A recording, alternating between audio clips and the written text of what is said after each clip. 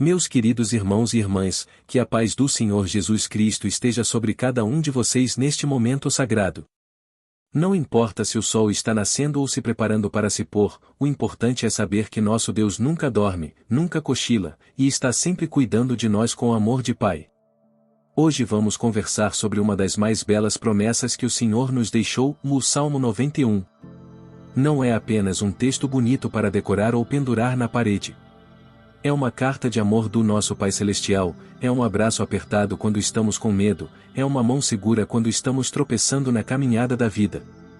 Antes de começarmos nossa conversa, vamos unir nossos corações e nossas vozes na oração que o próprio Jesus nos ensinou: Pai nosso que estás nos céus, santificado seja o teu nome.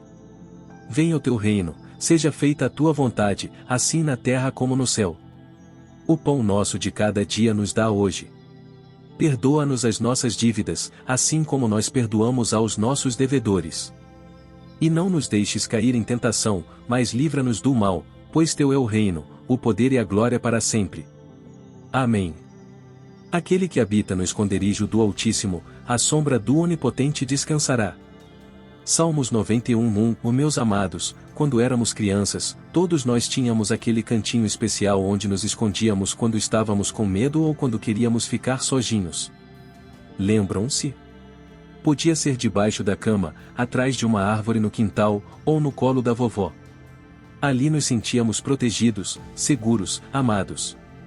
Pois bem, nosso Deus, que é Pai, que é amor, que é proteção, também tem um esconderijo especial para cada um de seus filhos.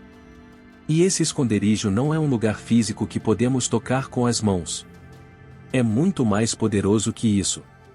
É a presença dele mesmo.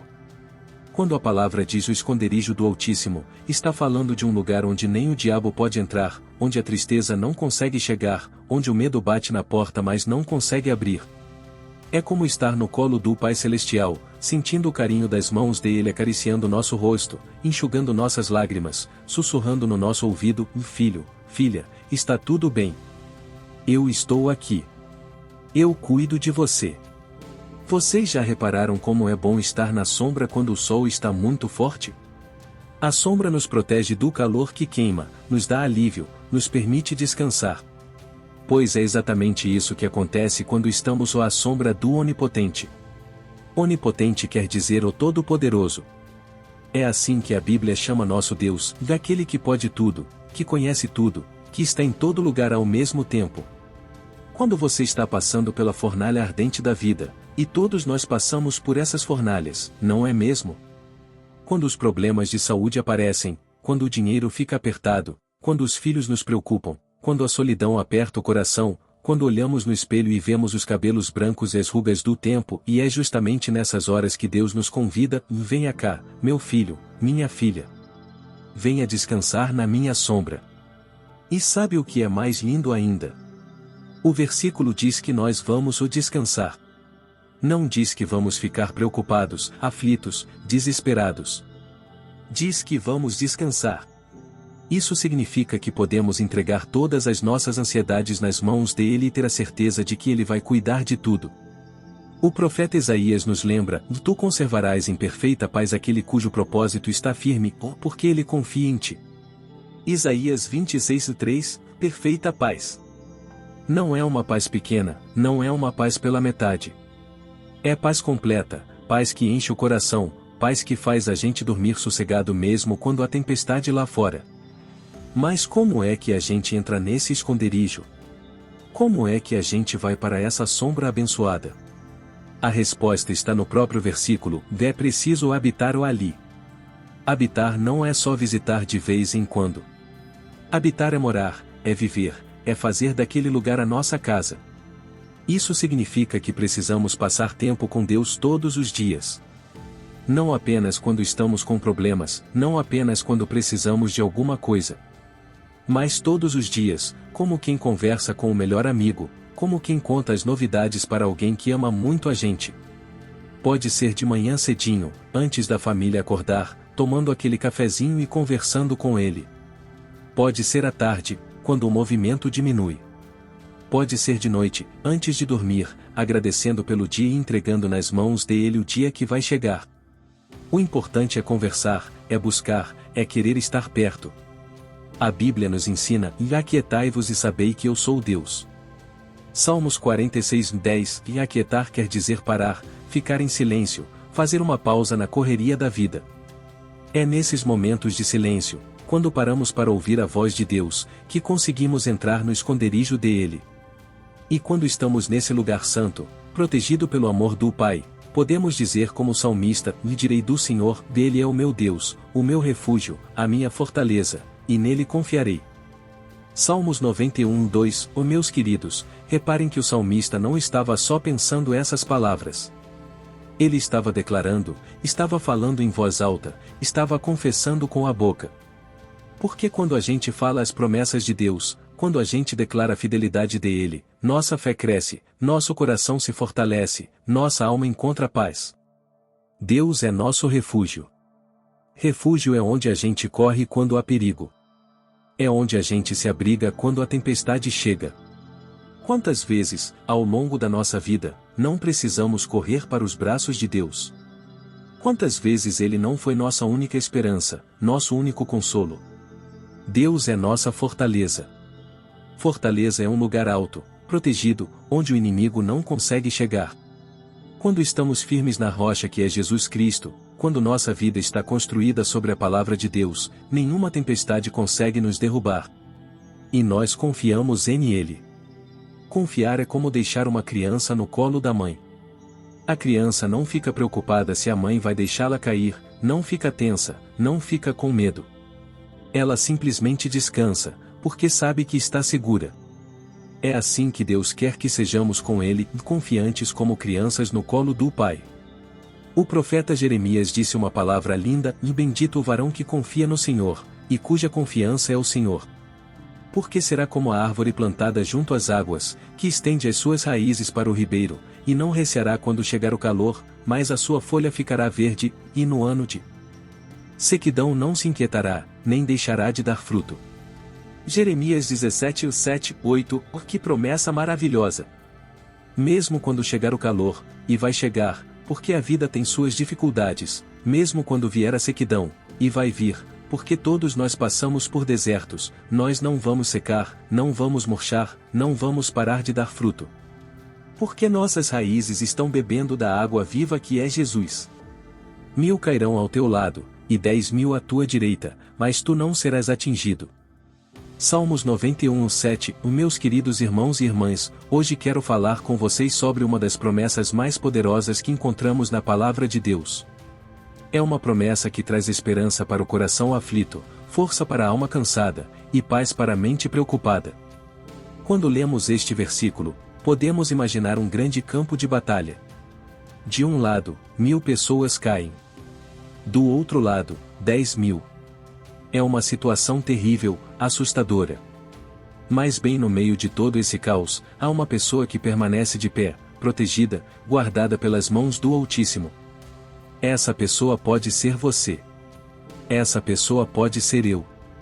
Porque quando estamos debaixo da proteção de Deus, quando nossa vida está escondida em Ele, as circunstâncias ao nosso redor podem até ser difíceis, mas nós permanecemos firmes. Mas vamos falar com sinceridade, como pessoas que já viveram bastante, que já viram muita coisa nesta vida. Às vezes, olhamos ao nosso redor e vemos famílias se desfazendo. Vemos pessoas que conhecemos há anos passando por doenças graves. Vemos a violência nas ruas, as dificuldades financeiras que tantos enfrentam, a solidão que bate na porta de muitos corações. E pode ser que você esteja pensando: pastor, mas eu estou sofrendo também. Eu estou passando por dificuldades. Como é que posso dizer que não serei atingido? Meu querido irmão, minha querida irmã, ser protegido por Deus não significa que não vamos passar por tribulações. O próprio Jesus disse: e no mundo tereis aflições, mas tende bom ânimo, eu venci o mundo. João 16:33. Não ser atingido não quer dizer que não vamos sentir dor. Significa que, mesmo na dor, Deus estará conosco. Não quer dizer que não vamos chorar. Significa que Deus recolherá cada lágrima nossa. Não quer dizer que não vamos passar por desertos. Significa que, mesmo no deserto, Deus fará brotar água da rocha. Lembrem-se da história dos 3 jovens hebreus, Sadraque, Mesaque e Abed-nego. Eles foram jogados numa fornalha ardente por se recusarem a adorar a imagem do rei. A fornalha estava tão quente que matou os soldados que os jogaram lá dentro.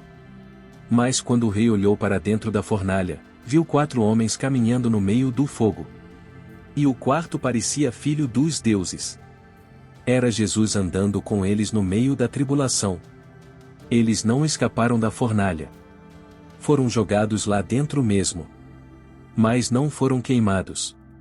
Saíram de lá sem nem cheiro de fumaça nas roupas. Porque Deus estava com eles no meio do fogo. É isso que a promessa do Salmo 91 significa para nós. Não que não vamos passar por fornalhas. Mas que, quando passarmos, não seremos consumidos pelo fogo. Deus estará conosco, nos protegendo, nos sustentando, nos guardando. O versículo seguinte do Salmo 91 nos diz: somente com os teus olhos contemplarás, e verás a recompensa dos ímpios. Salmos 91:8, e isso significa que Deus nos dará sabedoria para entender os seus caminhos. Às vezes não compreendemos por que certas coisas acontecem, por que pessoas mais parecem prosperar enquanto pessoas boas sofrem. Mas Deus nos promete que um dia vamos entender. Um dia vamos ver que sua justiça é perfeita. Lembrem-se do que está escrito em Romanos 8:28, e sabemos que todas as coisas contribuem juntamente para o bem daqueles que amam a Deus, daqueles que são chamados por seu decreto. Todas as coisas. Até mesmo aquelas que parecem ruins no momento. Deus é especialista em transformar maldição em bênção, em fazer nascer flores no meio do deserto, em tirar vitória daquilo que parecia derrota. Vocês se lembram da história de Jó? Ele perdeu tudo, os filhos, os bens, a saúde. Até a esposa disse para ele amaldiçoar a Deus e morrer. Mas Jó permaneceu firme na fé. E no final, Deus restaurou tudo em dobro. Jó teve mais filhos, mais bens, mais anos de vida.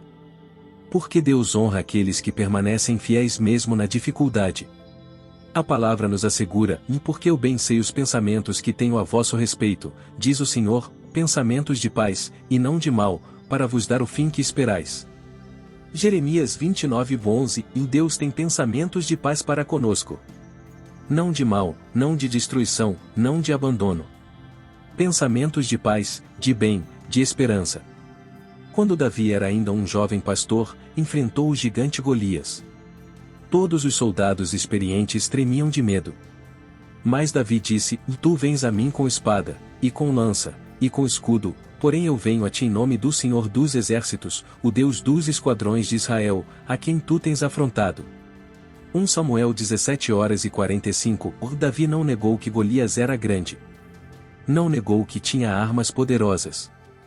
Mas sabia que o Deus que o protegia era maior que qualquer gigante. E com uma simples pedra na funda, derrubou o inimigo que aterrorizava todo um exército. Talvez hoje você esteja enfrentando gigantes. Gigantes da doença, da solidão, da falta de recursos, do medo do futuro. Mas lembre-se, o mesmo Deus que esteve com Davi está com você.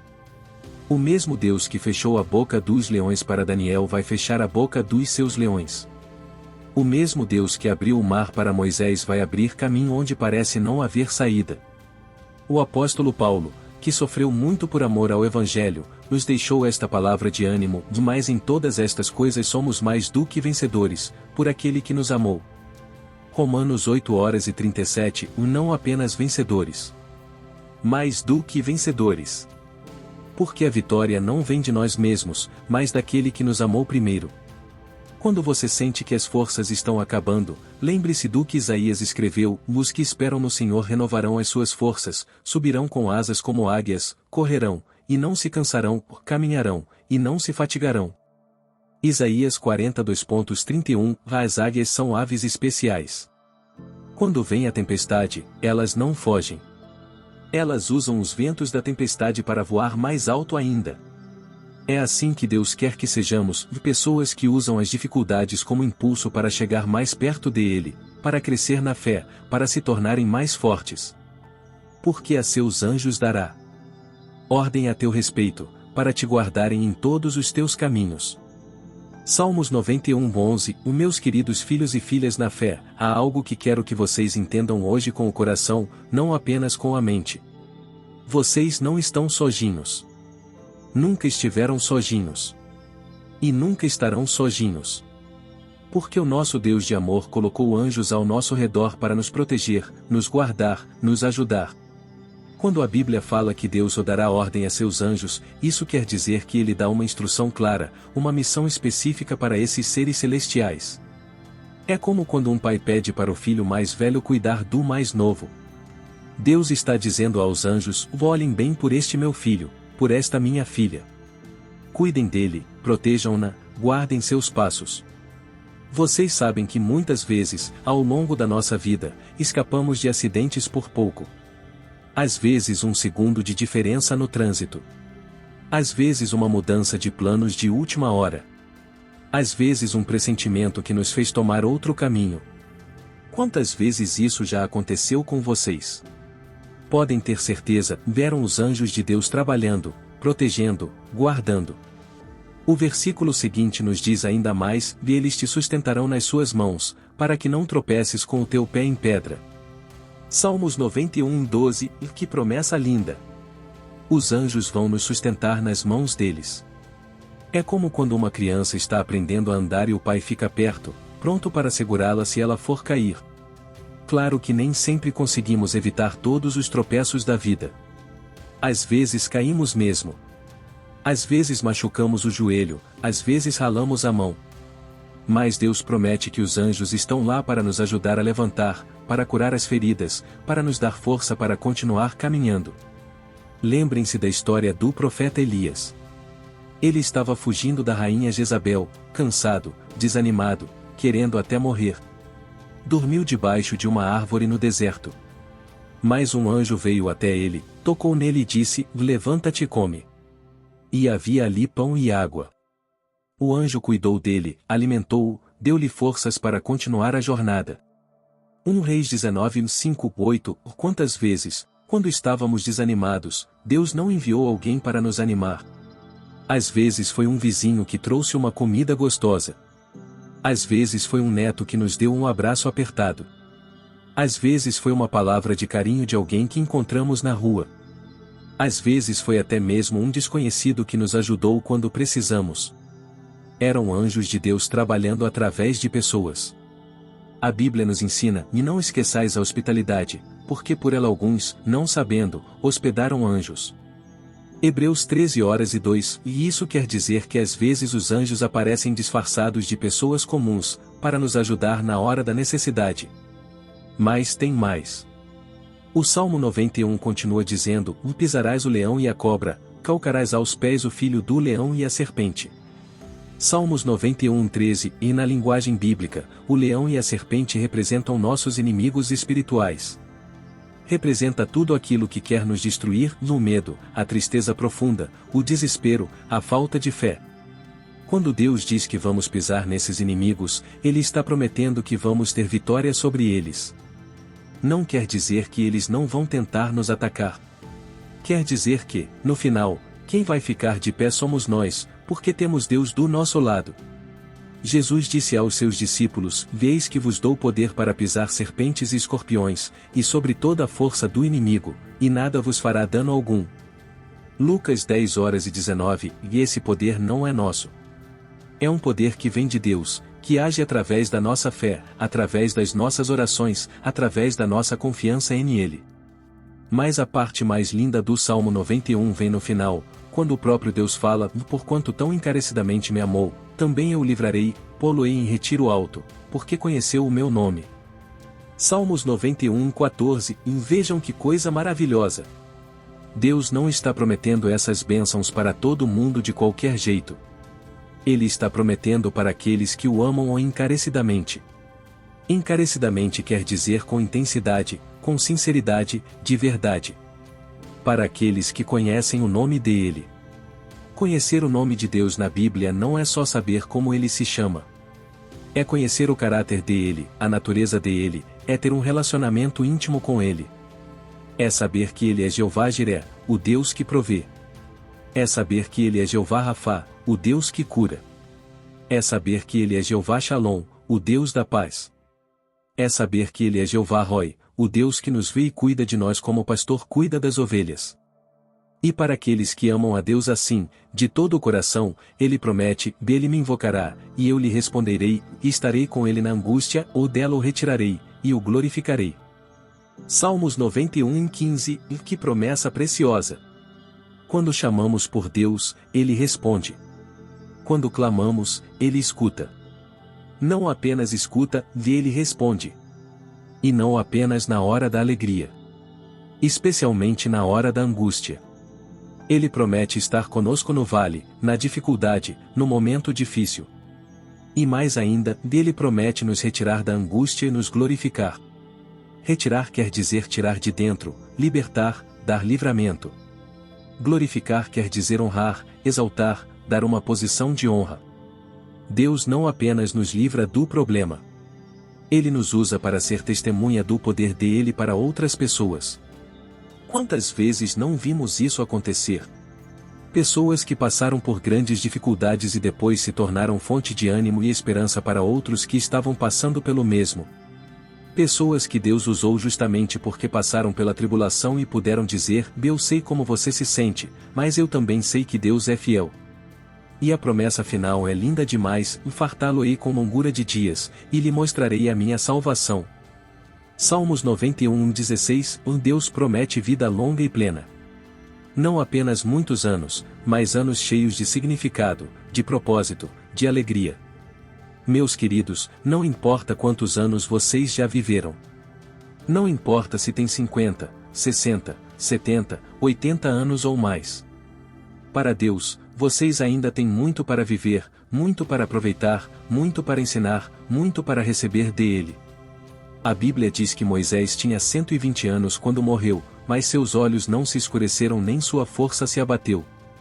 Deuteronômio 34:7, Caleb tinha 85 anos quando disse: Ainda hoje estou tão forte como no dia em que Moisés me enviou. Josué 14:11, e Deus quer que nossos últimos dias sejam os melhores dias. Que nossa velhice seja como árvore plantada junto à água, que mesmo no inverno não para de dar fruto.